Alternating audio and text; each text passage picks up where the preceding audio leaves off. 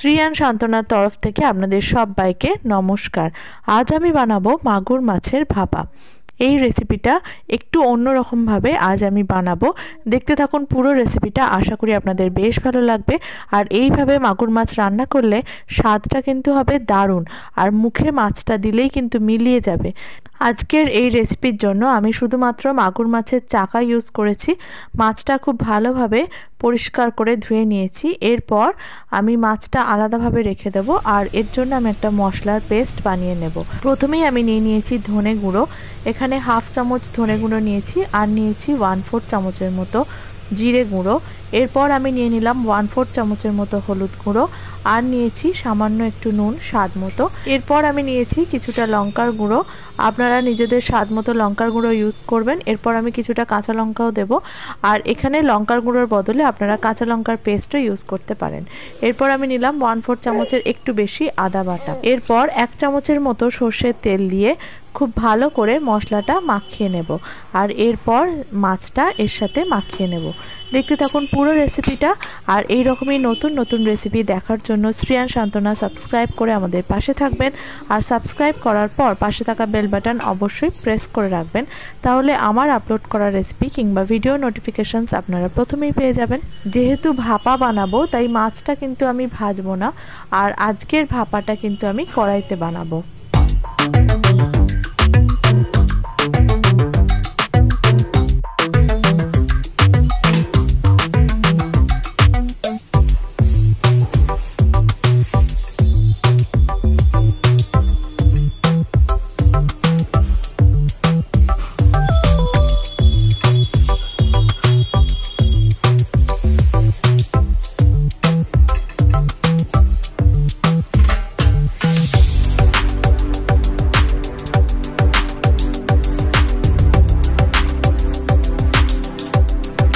প্রথমেই কড়াইতে আমি মাখানো মাছটা দিয়ে দেব, আর তারপর দিয়ে দেব জল। জলটা আপনারা নিজেদের পরিমাণ মতো দেবেন, তবে জলটা এমনভাবেই দেবেন যাতে এই রেসিপিটা কিন্তু একেবারেই ঝোল হবে না, আর গ্রেভিটা কিন্তু অনেকটাই গাঢ় গাঢ় থাকবে। আর জলটাতে কিন্তু মাছটা প্রায় 5 থেকে 6 মিনিটের মতো ফুটবে, সেই অনুযায়ী জলটা দিতে হবে। এখানে আমি প্রায় 2 কাপ পরিমাণ জল ইউজ করেছি।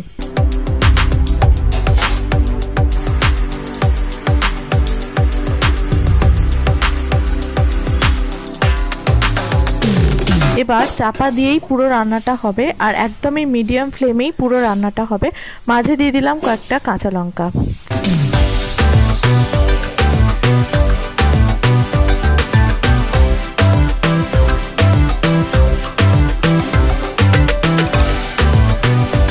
প্রায় 3-4 মিনিট হয়ে গেছে। এরপর ঢাকাটা খুলে আমি দেখলাম গ্রেভিটা অনেকটাই গাঢ় হয়ে এসছে, আর মাছগুলো একটু উল্টে দেব। তারপর চাপা দিয়ে একেবারেই লো ফ্লেমে আরও 2 থেকে 3 মিনিট এটা রান্না করে নেব, আর ব্যাস রেডি হয়ে যাবে মাগুর মাছ ভাপা।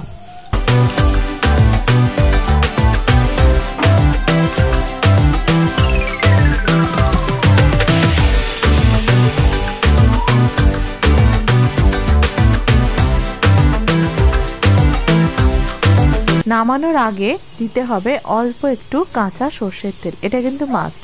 যেহেতু ভাপা, সর্ষের তেলের একটা গন্ধ তো থাকলে বেশ ভালোই লাগবে।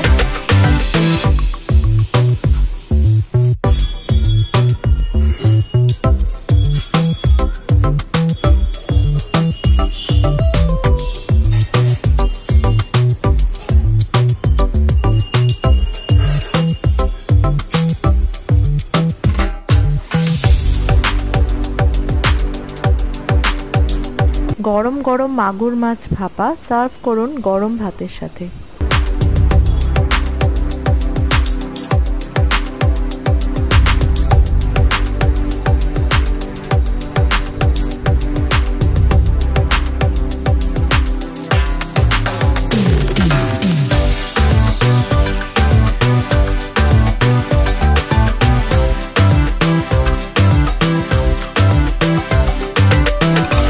আজ এই পর্যন্তই। আবার দেখা হবে নতুন কোনো রেসিপি অথবা ভিডিওর সাথে। ধন্যবাদ।